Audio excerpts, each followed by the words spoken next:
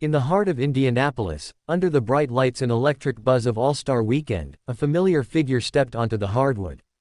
Caitlin Clark. The crowd leaned in, phones were lifted, eyes fixed, and there she was, dribbling gently, joining a team huddle, flashing that unmistakable spark in her eye.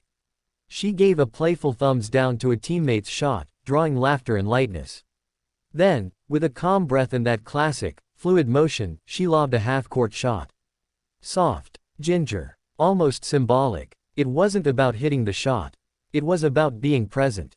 Because that moment, small in movement but monumental in meaning, might be the most action we'll see from her all weekend.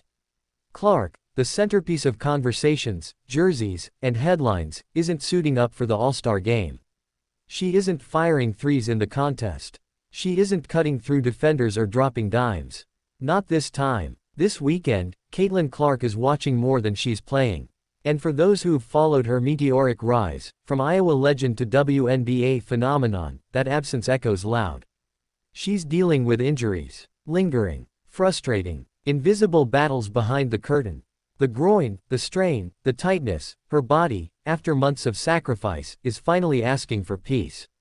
She's not defiant. She's not bitter. She's simply resting. But that doesn't mean she's silent. Even in stillness, Clark captivates. Even without a stat line, she commands attention. Because Caitlin Clark is more than a player, she's a presence. She draws cameras when she walks. She draws cheers with a smile. She draws gravity from fans who traveled states just to see her in the same building. And so, on Friday, when she laced up her sneakers and took the court for a brief moment, the entire arena paused. Not to measure her output, but to feel her presence. That single half-court heave wasn't a shot attempt, it was a signal. I'm still here. Even hurt, even sidelined, Clark gives life to the game. The WNBA knew this when she arrived. The fans felt it in her rookie debut. And the league continues to evolve with her as its axis. In Indianapolis, her professional home, the symbolism couldn't be clearer. This was supposed to be her stage. This was supposed to be her weekend. A parade of long-range bombs, fast breaks, and celebrations.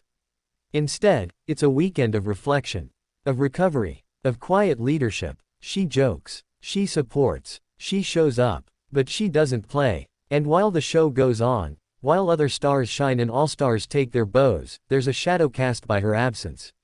Because Clark is more than just a member of the league. She's one of its engines. One of its brightest fires. And when that fire dims, even briefly, you feel it. Her fans know it. The jerseys in the stands, the little girls with Clark 22 inches stitched across their backs, they know what could have been. But here's the beautiful truth.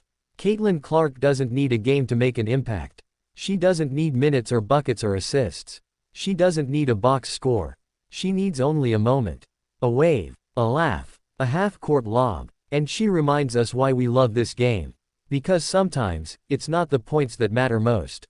It's the person, the story, the resilience, the grace. And Caitlin Clark, even when sidelined, reminds us that greatness isn't just measured in stats. It's measured in presence. In the way a building lights up just because you're in it. In the way teammates laugh louder when you're near. In the way fans scream your name even when you're not dressed to play. That's star power. That's legacy, still unfolding. This weekend, she rests. But soon, she'll rise.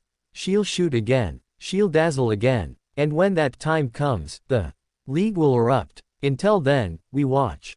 We wait. And we remember that even a simple, soft, half-court lob from Caitlin Clark can steal the show.